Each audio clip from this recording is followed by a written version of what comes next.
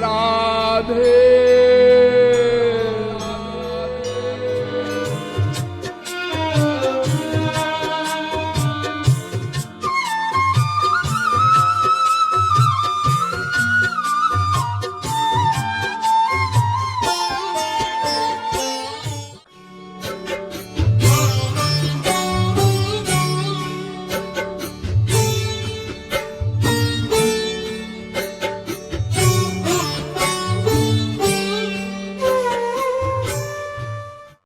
अब चलिए ईश्वरीय एरिया में।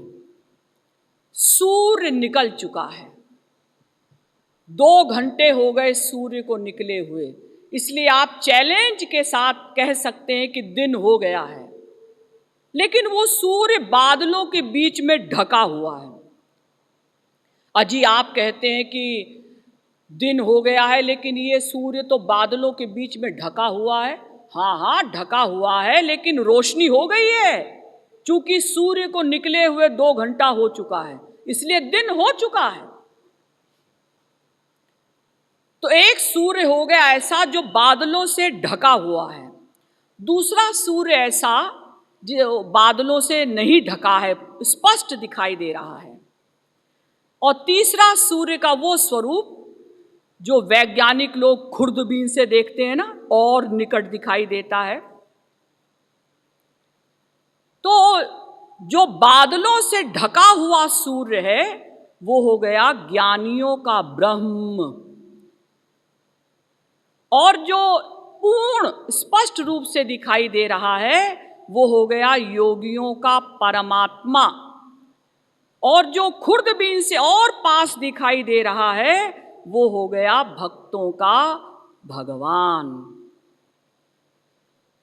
चयस्त्विषामित्यवधारितं पुरा ततः शरीरीति विभाविताकृतिं विभुर्विभक्तावयवं पुमानितिक्रमादमुन्नारद इत्यबोधिसः। शिशुपाल वध पुस्तक नामक से ये श्लोक है कि एक बार नारद जी आकाश मार्ग से द्वारिका आ रहे थे।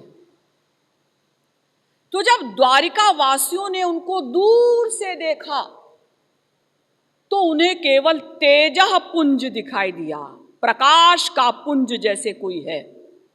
और जब नारद जी और नीचे आए तो द्वारिका वासियों को उसमें कुछ झिलमिलाती आकृति भी महसूस हुई। और जब नारद जी नीचे उतर गए तो लोगों ने कहा, अरे ये तो नारद जी हैं। इसी प्रकार से उस अक्षर ब्रह्म के भी 3 स्वरूप हैं। वदन्ति तत्तत्त्वविदस्तत्त्वं यज्ञानमद्वयं ब्रह्मेति परमात्मेति भगवानिति शब्दते। भागवत के पहले स्कंद के 2 अध्याय का 11वां श्लोक।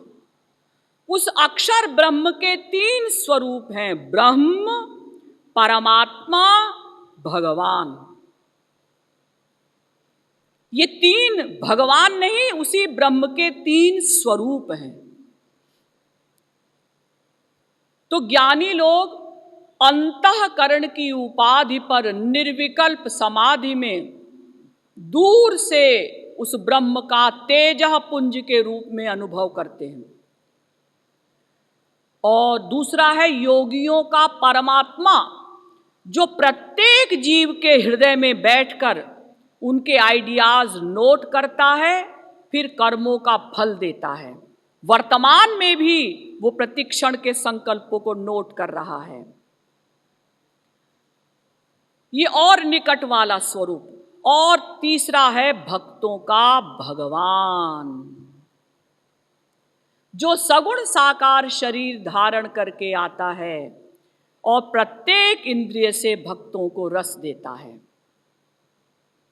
इसीलिए गीता में कहा गया, तपस्विभ्योऽधिको योगी ज्ञानिभ्योऽपि मतोऽधिकः कर्मिभ्यश्चाधिको योगी तस्माद्योगी भवार्जुन। योगिनामपि सर्वेषां मद्गतेनान्तरात्मना श्रद्धावान् भजते यो मां समे युक्ततमो मतः। गीता के 6वें अध्याय का 46वां एवं 47वां श्लोक। तपस्वी, कर्मकांडी और ज्ञानी से श्रेष्ठ है योगी, और योगियों में भी वो श्रेष्ठ है जो मेरा भक्त है। तो ये ज्ञानी और भक्त, इनमें क्या अंतर है? अरे ज्ञानी अंतःकरण की उपाधि पर निर्विकल्प समाधि में उस ब्रह्म का प्रकाश रूप में अनुभव करते हैं, और भक्त सगुण साकार भगवान का दर्शन करता है। तो इनमें अंतर क्या है? क्या कारण है कि बड़े बड़े ज्ञानी भी जब सगुण साकार भगवान को देखते हैं, बरबस निर्गुण निराकार के ब्रह्मानंद को भूलकर सगुण साकार के प्रेमानंद में सराबोर हो जाते हैं? उसका रहस्य समझिए। देखिए, आप लोगों ने गुड़ खाया है? आप लोग कहेंगे हाँ खाया है। और चीनी? हाँ, चीनी तो हम रोज खाते हैं, चाय में भी डालकर पीते हैं। आपको किसी चाय पार्टी में बड़े आदर के साथ आमंत्रित किया जाए और गुड़ की चाय पिला दी जाए, तो आप क्या कहेंगे? अजी, उसने हमारी इतनी इंसल्ट की कि हमको गुड़ की चाय पिलाई। और अगर कोई मिश्री की चाय पिला दे, अरे इतनी रेस्पेक्ट की उसने हमारी कि चाय में चीनी नहीं मिश्री डाली थी। तो ये चीनी, गुड़ और मिश्री, यह क्या तीनों अलग अलग चीजें हैं? ना, तीनों एक गन्ने से, ईख से ही बनी है। तो आप गुड़ के लिए तो कहते हैं कि हमारी इंसल्ट की, और मिश्री के लिए कहते हैं हमारी रेस्पेक्ट की। हाँ जी, वो गुड़ में और मिश्री में तो अंतर तो है जी। क्या अंतर है बताइए? अजी वो बताया नहीं जा सकता, लेकिन फिर भी कुछ अंतर तो है। तो बस ऐसा ही समझ लीजिए कि ज्ञानियों के ब्रह्म में और भक्तों के भगवान में कुछ अंतर नहीं है, लेकिन फिर भी कुछ अंतर है जो बताया नहीं जा सकता। ऐसे समझिए, आप लोगों ने आम खाया है? आप कहेंगे हाँ हाँ, हम तो गर्मियों में खूब आम खाते हैं। तो एक व्यक्ति दशहरी आम खा रहा हो और उसके पास बैठा हुआ व्यक्ति आम के पेड़ की जो डालियां हैं, पत्तियां हैं, उनको खा रहा हो, तो आम खाने वाला क्या कहेगा? पागल है। हाँ, आप चूंकि आम खा रहे हैं, दशहरी आम तो कई करोड़ का विदेशों में भेजा जाता है, इसलिए आम खाने वाला आम की पत्तियों को खाने वाले को पागल बताता है, जबकि ये अलग नहीं, एक ही पेड़ की चीजें हैं। उसी पेड़ में वो आम लगा है, उसी की वो पत्तियां हैं, लेकिन भाई आम की बात अलग है, पत्तियों की बात अलग है। आप लोगों ने कभी गन्ना खाया है? गन्ना चूसा है? आप कहेंगे हाँ हाँ चूसा है। आपने कभी गन्ने का फल खाया? अजी गन्ने में फल कहाँ होता है? यहां ब्रह्मा जी चूक गए। सोचिए, ब्रह्मा जी ने खराब खराब पेड़ों में तो मीठे मीठे फल लगाए और मीठे गन्ने में कोई फल ही नहीं लगाया। अगर गन्ने में, ईख में कहीं फल होता, वो कितना मीठा होता। तो जो अंतर गन्ने और उसके फल की मिठास में, वही अंतर है ज्ञानियों के निर्गुण निराकार ब्रह्म और भक्तों के सगुण साकार भगवान में। आप लोगों ने कभी चंदन का फूल सूंघा है? आप कहेंगे चंदन में फूल कहाँ होता है? यहां भी ब्रह्मा जी चूक गए। अरे जब चंदन की डाली ही इतनी खुशबू देती है, उसका तना ही इतनी खुशबू देता है, अगर कहीं उसमें फूल लगता, उसमें कितनी खुशबू होती। तो जो अंतर चंदन की डाल और उसके फूल में, बस वही अंतर समझ लीजिए ज्ञानियों के ब्रह्म और भक्तों के भगवान में। मोटी अकल से यूं समझिए कि कोई स्त्री है, 45 वर्ष की हो गई, उसके संतान नहीं हुई, दुखी है। एक दिन उसको ऐसा महसूस हुआ कि मैं मां बनने वाली हूं, गर्भ में बच्चा आ गया है, बड़ी खुश है। पहले अपने पति को बताया प्राइवेट, फिर सहेली को, फिर औरों को, क्योंकि हो सकता है कि भाई मुझे कोई कंफ्यूजन हो, मजाक बन जाए। तो बड़ी खुश है कि मैं मां बनूंगी।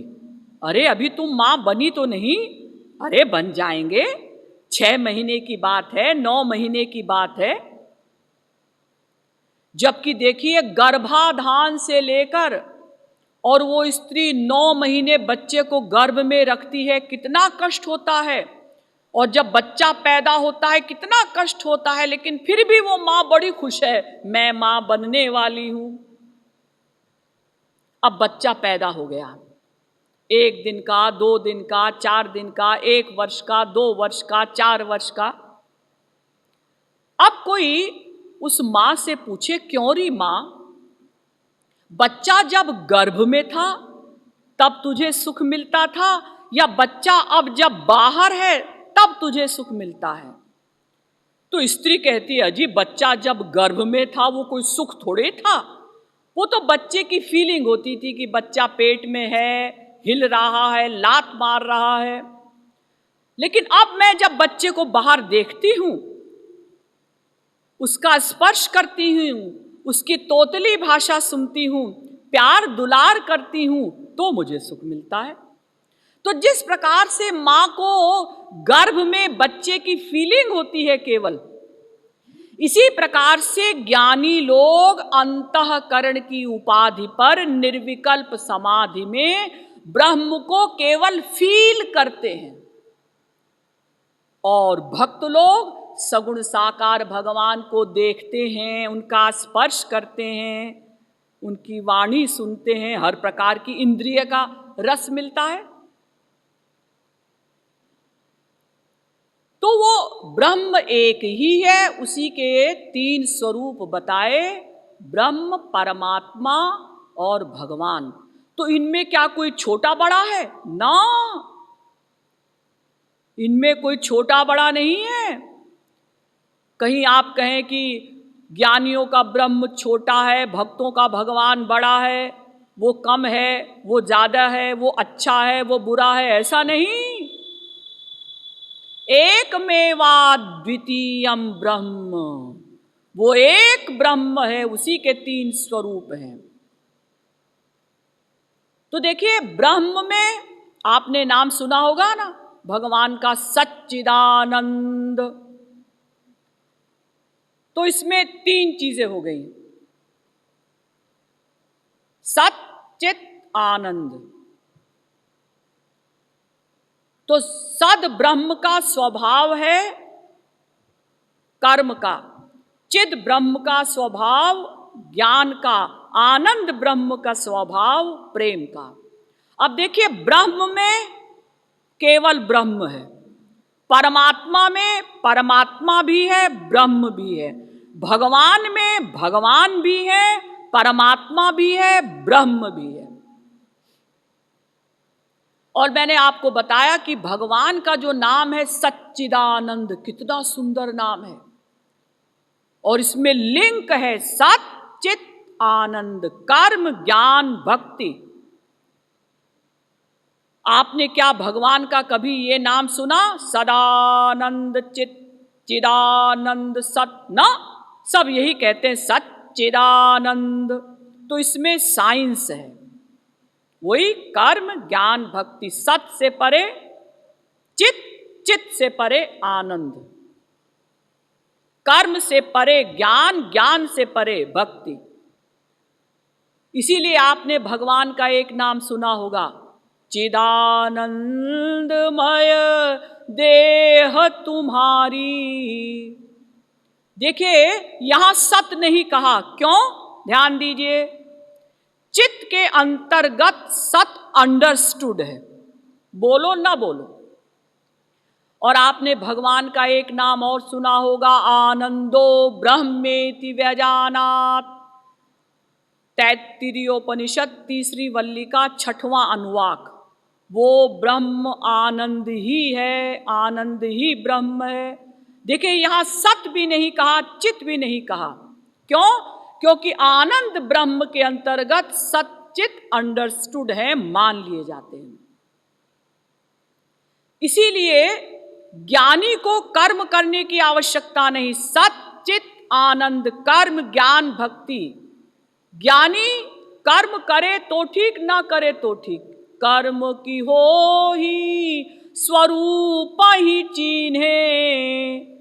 लेकिन ज्ञानी को भक्ति की आवश्यकता है, क्योंकि आनंद ब्रह्म का जो स्वभावात्मक धर्म है भक्ति, वो तो ज्ञानी को करनी पड़ती है। यहां तक कि ज्ञानी जब अभेद भक्ति करता है और ब्रह्मानंद प्राप्त कर लेता है, ब्रह्म ज्ञान उसको हो जाता है, उसके बाद भी वो सगुण साकार की भक्ति करता है प्रेमानंद प्राप्त करने के लिए। तो ऐसे कौन कौन से ज्ञानी हुए, परमहंस हुए, जिन्होंने निर्गुण निराकार ब्रह्मानंद को प्राप्त करके भी सगुण साकार प्रेमानंद को प्राप्त करने की इच्छा की और प्रेमानंद प्राप्त करके विभोर हो गए। ऐसे कौन कौन से ज्ञानी परमहंस हैं, इनका समाधान कल किया जाएगा। बोलिए श्रीमद सद्गुरु सरकार की जय, लाडली लाल की जय।